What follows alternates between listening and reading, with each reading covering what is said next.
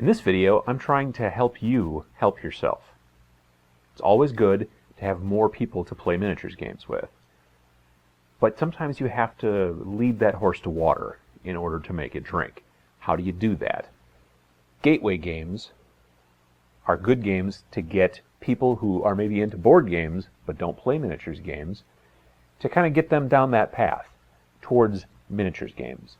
These games are kind of a hybrid of board and miniatures games, and they're good to kind of get some of the concepts into these people who are perhaps board game players, but you think maybe they could become a miniatures player.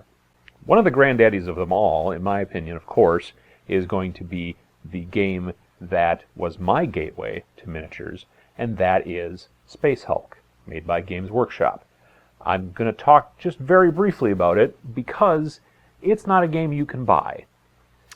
In their infinite wisdom, our friends over at Games Workshop don't sell this game, which gets more people into miniatures, which is a thing that they mainly sell, miniatures. It doesn't make any sense to me, but currently it's not something you can buy from their website or any of their stores. It originally came out in the late 80s, and it is a game of Terminators, not Arnold Schwarzenegger type Terminators, but basically bigger than normal Space Marines, going through a Space Hulk, which is a derelict spaceship just floating through space.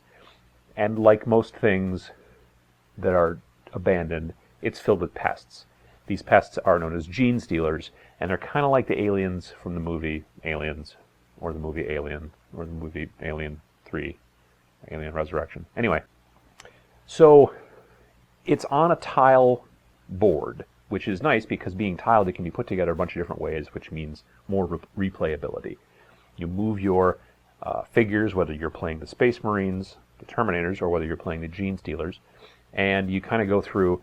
It's got a pretty decent rule set. It's a great game, but, they don't seem to want to sell it anymore. The most recent permutation of it came out probably 4 or 5 years ago, and it was limited release, and you can go look for it on eBay, but you're probably going to have to spend $200 to $300 at least just to get a copy. So if you can find it, or if you know someone who's got it, and you can borrow it, it's a great game. There are also plenty now of PC versions. There's a version for the iPad, there's a version for PC on Steam, so you could use that to get your fix because it's actually very much like the tabletop game, but it is a great primer for board game players moving them into miniatures.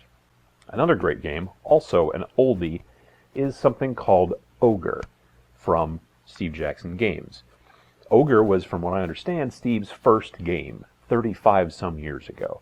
It came in a tiny little plastic Ziploc bag. You played it on a small little paper map, and you used little tiny cardstock chips to do all of your movements and all that stuff.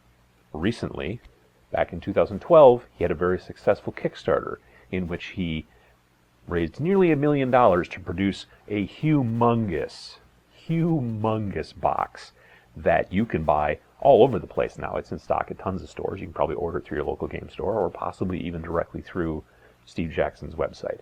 And it is a great game. It's a little bit more war gamey than, say, a miniatures game sometimes because it's still played on a big hex map, but there are some figures. Obviously, it's more chips and things like that, but the actual ogres themselves are three-dimensional. You put them together made out of cardboard, and it's a great game as well, and it can definitely get somebody into more of a tank miniature type of game, more of a, micro armor, something along those lines.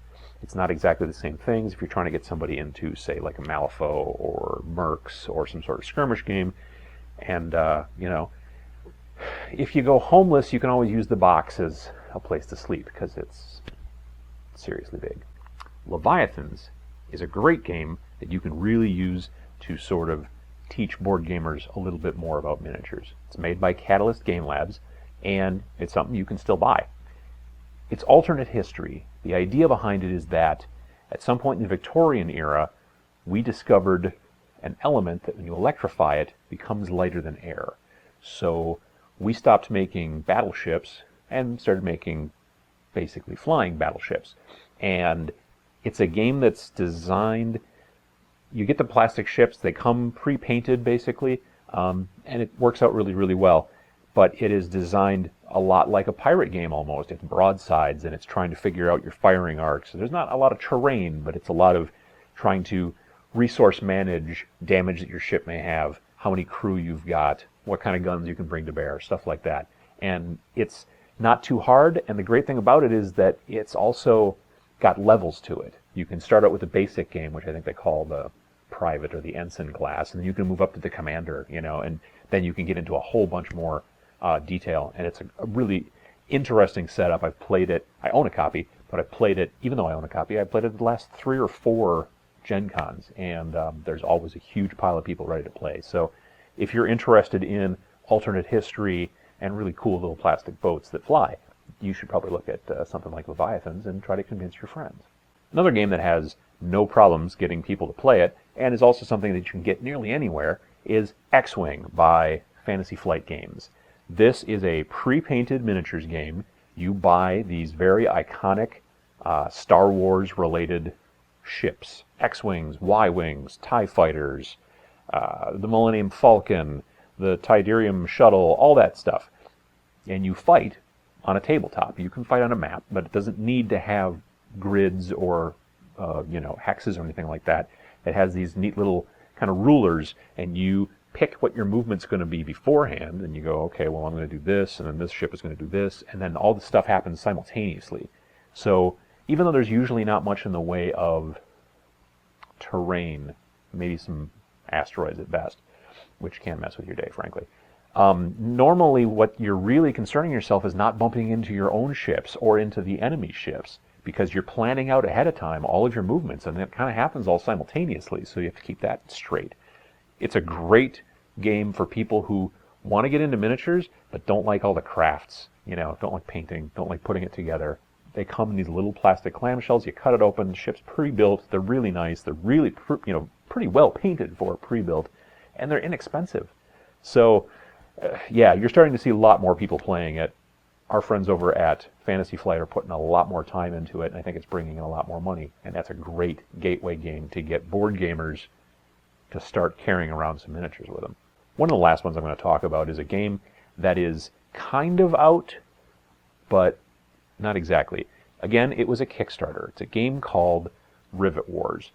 I heard about it earlier in 2013, and then I got to play a demo of it at Gen Con. It wasn't something you could buy at Gen Con.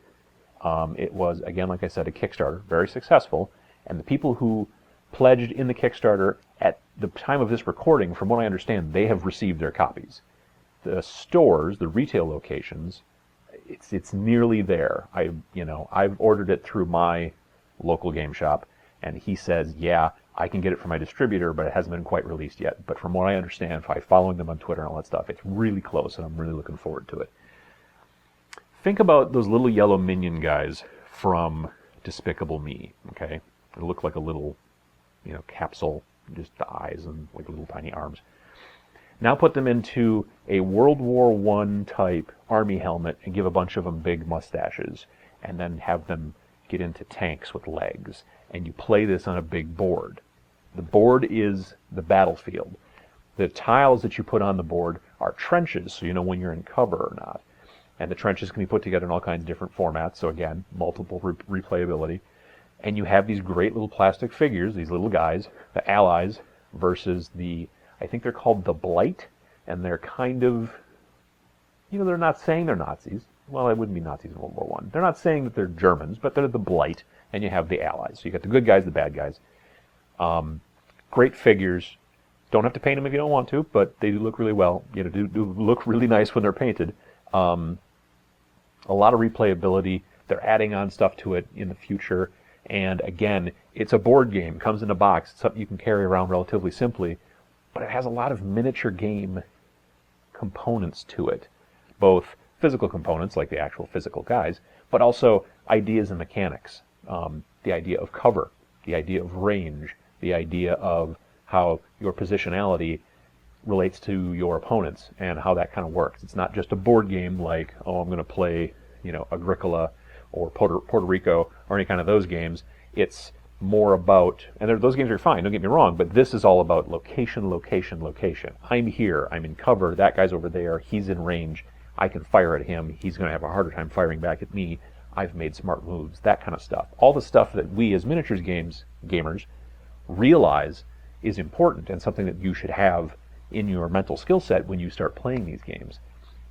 All of these different games will hopefully allow you to kind of cultivate your local friends who may be gamers but may not be miniatures gamers.